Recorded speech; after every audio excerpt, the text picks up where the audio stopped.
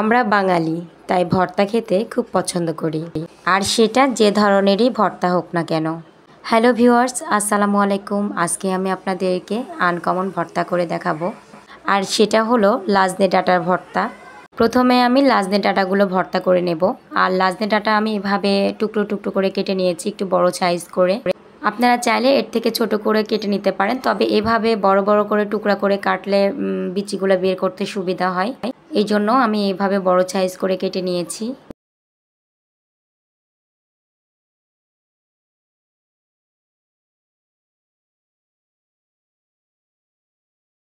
এখন সেদ্ধ করার জন্য মোটা মোটা রসুনের কোয়া দিয়ে দিলাম। আর এই ভর্তাতে রসুন দিলে কিন্তু ভর্তাটা খেতে অনেক মজা হয়।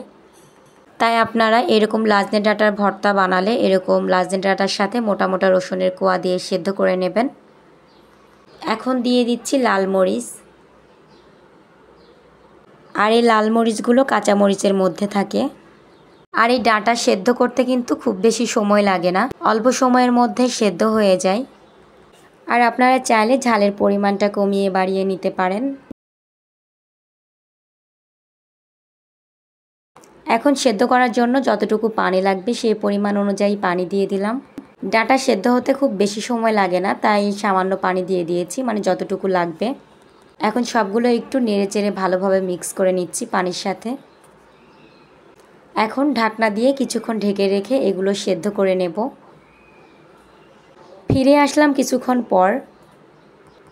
তো ডাঁটাগুলো কিন্তু খুব ভালোভাবে সেদ্ধ হয়ে গিয়েছে, সাথে রসুন এবং মরিচগুলো খুব ভালোভাবে সেদ্ধ হয়ে গিয়েছে। এখন আমি ডাঁটাগুলো পানি ঝরিয়ে উঠিয়ে নেব। ডাঁটাগুলো কিন্তু খুব ভালোভাবে পানি ঝরিয়ে ওঠাতে হবে। ডাঁটার পিসগুলো অনেক বড় বড়, তাই বেশি করে ওঠানো যাচ্ছে না, তাই 2-3টা করে উঠিয়ে নিচ্ছি।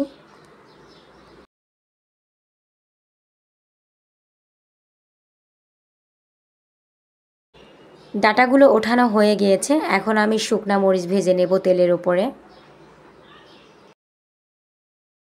আর সাথে কিছু পেঁয়াজ কুচিও ভেজে নেব। আপনারা চাইলে কিন্তু পেঁয়াজ কাঁচাও দিতে পারেন, তবে এভাবে ভেজে দিলে বেশি ভালো লাগবে ভর্তাটা খেতে। তো এখন আমি এপিট ওপিট করে নেড়েচেড়ে ভেজে নেব কিছুক্ষণ।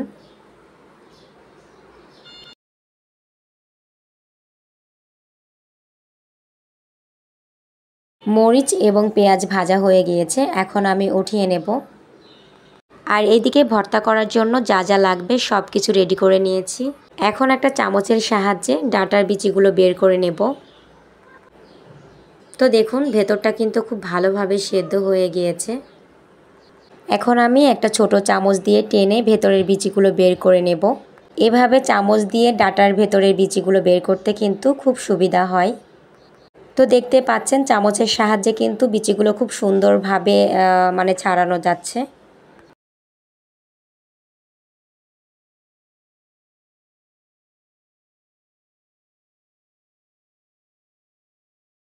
তো এভাবে একটা একটা করে ডাঁটার বিচিগুলো বের করে নেব।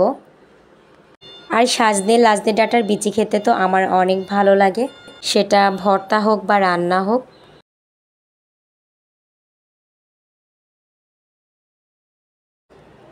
সব ডাঁটার বিচিগুলো খুব ভালোভাবে ছাড়িয়ে নিয়েছি। এখন আমি ভর্তাটা তৈরি করব। প্রথমে রসুনের কোয়াগুলো ভেঙে নেব। আর রসুনের কোয়াগুলো কিন্তু খুব ভালোভাবে সেদ্ধ হয়ে গিয়েছে।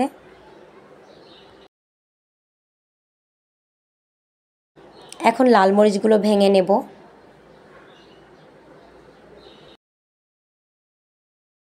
এখন শুকনা মরিচগুলো ভেঙে নেব।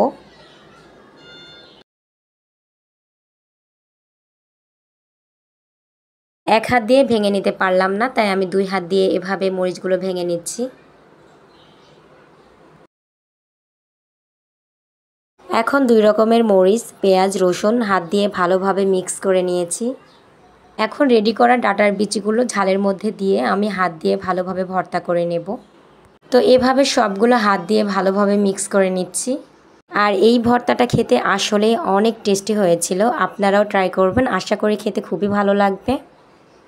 এখন দিয়ে দিচ্ছি পরিমাণ মতো লবণ। ভর্তাতে কিন্তু লবণ বেশি হলে একদমই খাওয়া যায় না, তাই পরিমাণ মতো লবণ দিতে হবে।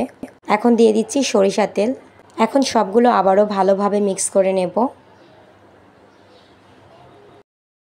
তো তো বন্ধুরা, আমার রেসিপিটা কেমন লেগেছে আপনাদের অবশ্যই কমেন্টের মাধ্যমে জানিয়ে দেবেন। ভালো থাকবেন, সুস্থ থাকবেন। আসসালামু আলাইকুম।